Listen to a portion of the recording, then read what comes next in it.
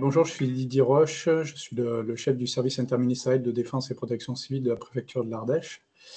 Donc, j'étais en poste au moment du séisme en 2019.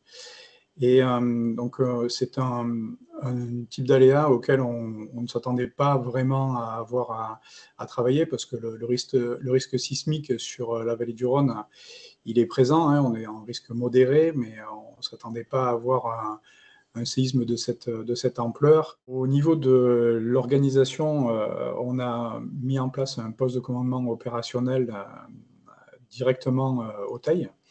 Alors le choix a été fait de le mettre dans la mairie, ce qui n'était pas idéal puisqu'elle avait été également impactée par le séisme. Mais les premières réunions se sont tenues en mairie et tout le reste de la gestion de cette crise s'est fait à la mairie. Donc ça, c'est un point qu'on a souligné lors du retour d'expérience qu'il fallait absolument changer. Et les deux priorités qui avaient été fixées par le directeur des opérations, c'était éviter les effondrements et les victimes, puisqu'on avait eu quand même la chance de ne pas avoir de victimes lors de ce séisme. Et puis également assurer le relogement alors à court terme, et puis le relogement pérenne aussi des sinistrés. Donc ça, c'était les deux priorités qui avaient été fixées par le directeur des opérations.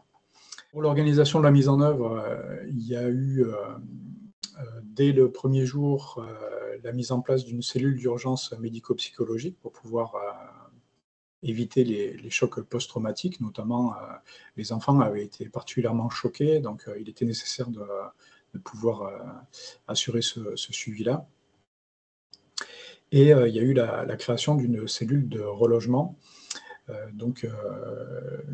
qui a été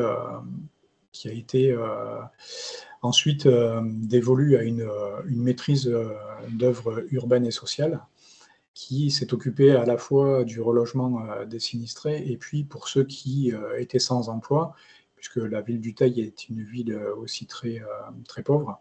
Donc il y avait beaucoup de gens qui ont été sinistrés qui étaient aussi sans emploi. Donc le travail qui a été fait aussi, c'était un accompagnement global en fait sur à la fois trouver des solutions de relogement et puis aussi des solutions qui mènent vers l'emploi.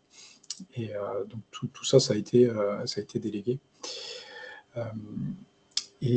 Donc on a ensuite eu à étudier plus de 90 demandes de reconnaissance de catastrophes naturelles.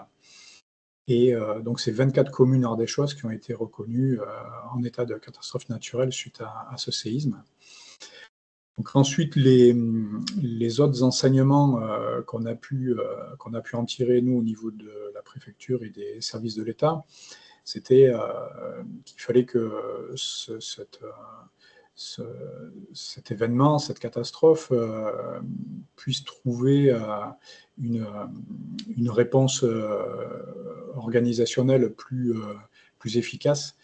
Et nous avons créé un ORSEC, séisme, donc qui a été élaboré dans les semaines et les mois qui ont suivi le séisme pour pouvoir mieux organiser la réponse de l'État lors de la survenue de ce type d'événement.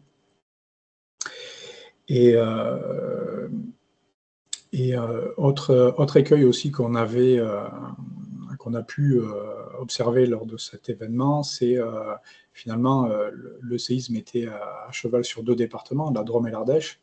Donc l'essentiel des dégâts a eu lieu en Ardèche, mais il y a eu quand même aussi pas mal de dégâts dans la Drôme et on a peu travaillé en commun finalement avec la Drôme. Donc depuis lors, on a des habitudes de travail beaucoup plus resserrées.